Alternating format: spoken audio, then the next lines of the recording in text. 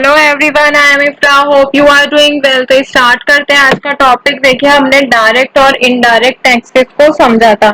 अभी क्या करेंगे, इसमें कुछ डिफरेंस देखेंगे, फिर आगे एडवांटेजेस और डिसएडवांटेजेस की तरफ बढ़ेंगे। तो पहले हम क्या कर लेते हैं, इसके डिफरेंसेस कर लेते हैं। तो आते हैं अपने थियोरेटिकल नोट्स पर।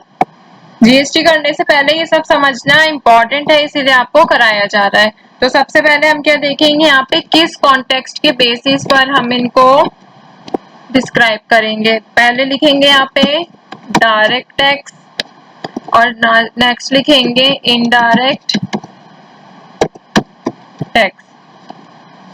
तो फर्स्ट पॉइंट में हम इसके मीनिंग के बेसिस पर इनको डिफाइन करेंगे। ठीक है, आपको मैंने बताया था डायरेक्ट टैक्स क्या होता है, जो कि डायरेक्टली पे किया जाता है गवर्नमेंट को। तो वही लिखते हैं यहाँ पर, paid directly to the government. और इनडायरेक्ट टैक्स की अगर मीनिंग की बात करें तो ये पे किया जाता है, पेड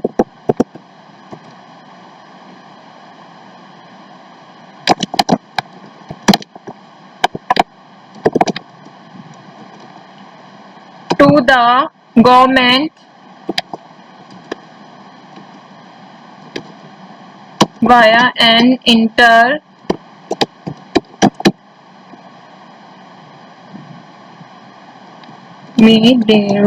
ठीक है, इंटरमीडियरी मतलब कि एक मीडिएटर के थ्रू, मतलब जैसे हम goods and services purchase consume करते हैं तो उसके प्राइस पर ही तो लगाकर हम इनडायरेक्ट टैक्स को पे करते हैं, ये वही कहा गया है। फिर आगे कौन से कॉन्टेक्स्ट पे करते हैं कि इम्पोज किस पर होता है, तो यहाँ पे लिख देते हैं imposed on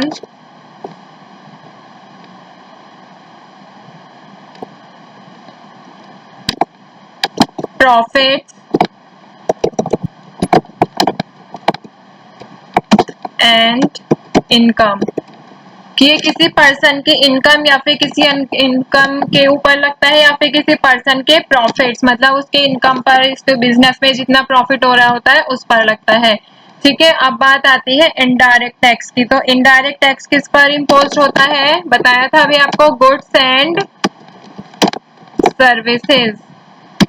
फिर नेक्स्ट आता है कि ये टैक्स पेयर कौन होते हैं, कौन इसको पे करता है, टैक्स पेयर।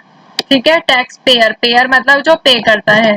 तो डायरेक्ट टैक्स को कौन पे करता है, कोई भी इंडिविजुअल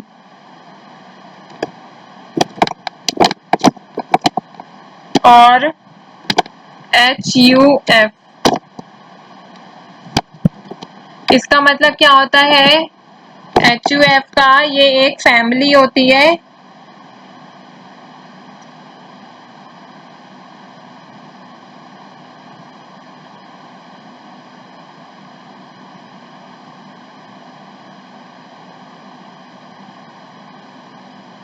हिंदू अनडिवाइडेड फैमिली, इसमें क्या होता है कि इसमें इंडिविजुअल्स होते हैं, जैसे कि हिंदू अनडिवाइडेड फैमिली का मैंने एग्जांपल दिया है। ठीक है, अभी आगे बात करते हैं और कौन इसको पे कर सकता है,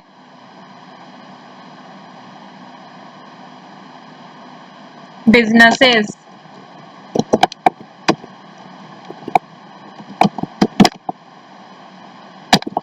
और इनडायरेक्ट टैक्स की अगर बात करें तो इसमें क्या होता है, कंज्यूमर जो एंड में इसको परचेज करता है। जैसे आप फोन की शॉप पे जाते हैं मोबाइल खरीदने, तो आप फोन खरीदेंगे, उसमें जो आप एंड कंज्यूमर है ना, आप उसको कंज्यूम कर रहे हैं, तो आप ही उसको क्या करेंगे, पे करेंगे। तो यहाँ पे लिखते हैं एंड कंज्यूमर ऑफ प्रोडक्ट्स, मतलब कि goods and services, product and services. Next पे आते हैं, टैक्स पेयर भी देख लिया, अब टैक्स रेट क्या होता है। तो टैक्स रेट की अगर बात करेंगे, डायरेक्टली किस पे डिपेंड होता है, इनकम पर और प्रॉफिट पर। तो यहाँ पे लिखते हैं नेक्स्ट पर,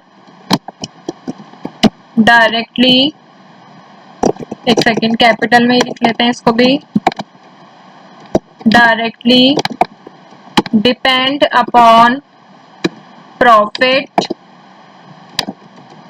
एंड इनकम। और अगर इनडायरेक्ट टैक्स की बात करें तो टैक्स रेट जो होता है वो सबके लिए सेम रहता है, सेम फॉर एवरीवन, ठीक है। जैसे अगर मान लीजिए किसी इलेक्ट्रॉनिक पर 18% टैक्स लगना है तो वो कोई भी खरीदे सबको ही 18% टैक्स पे करना पड़ेगा, ठीक है। फिर आता है ट्रांसफर ऑफ लायबिलिटी।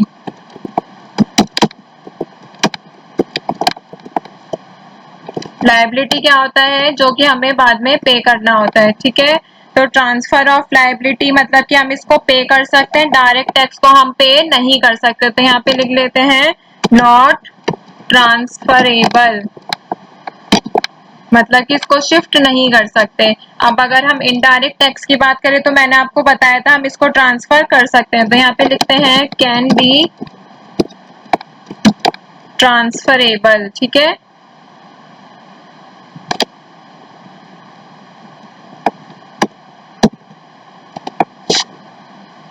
अब क्या आती है टैक्स कलेक्शन।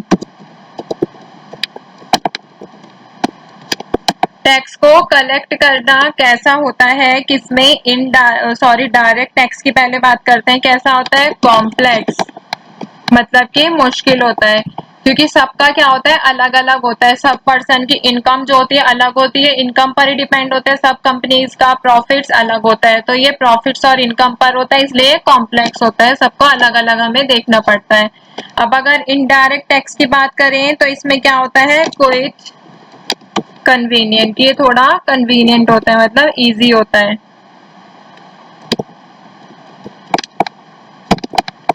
नेक्स्ट पे आते हैं टाइप्स, कि ये कितने टाइप्स के होते हैं, ठीक है। आपको मैंने वैसे तो अलग अलग काफी सारे 5-5 एग्जाम्पल इसके लिखवा रखे हैं, बट ऐसे ही टाइप्स में एक दो यहाँ पर लिख लेते हैं। जैसे कि हो गया इनकम टैक्स, और क्या लिखवाया था,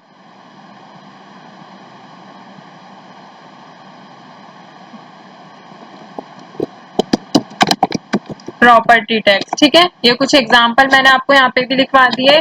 और इनडायरेक्ट टैक्स की अगर बात करें तो इसमें क्या लगता है, goods and services tax, VAT, stamp duty, custom duty, ये सब। और नेक्स्ट पे आते हैं इवेजन, ठीक है, कि टैक्स का इवेजन जो होता है वो कैसा होता है। इसमें कैसा होता है, पॉसिबल होता है, कि मतलब टैक्स इवेट हो सकता है। अगर हम इसमें देखें इनडायरेक्ट टैक्स में, तो इनडायरेक्ट में ये पॉसिबल नहीं है, नॉट पॉसिबल, ठीक है। तो आई होप आपको समझ आया होगा। अभी आपको एक बात बता देती हूँ, जो लास्ट पॉइंट है इवेजन, काफी लोगों को इसका मतलब नहीं पता होगा। टैक्स इवेजन होता है कि मतलब हम इसको कैसे एक बोल सकते हैं, अवॉइड करना, ठीक है। तो डायरेक्ट टैक्स जो होता है वो अवॉइड कर सकते हैं, इनडायरेक्ट टैक्स को अवॉइड नहीं कर सकते, पॉसिबल ही नहीं होता है, ठीक है। तो हमने कुछ एग्जाम्पल देखे हैं आज किसके, कॉन्टेक्स्ट के बेसिस पर डायरेक्ट और इनडायरेक्ट टैक्स में डिफरेंशिएट किया है। मीनिंग मतलब ये डायरेक्टली पे होता है डायरेक्ट टैक्स, ये इनडायरेक्टली पे होता है मीडिएटर के थ्रू। मतलब कि जैसा हम कोई सामान परचेज करने जाते हैं तो एंड कंज्यूमर जो होता है वो इसको पे करता है।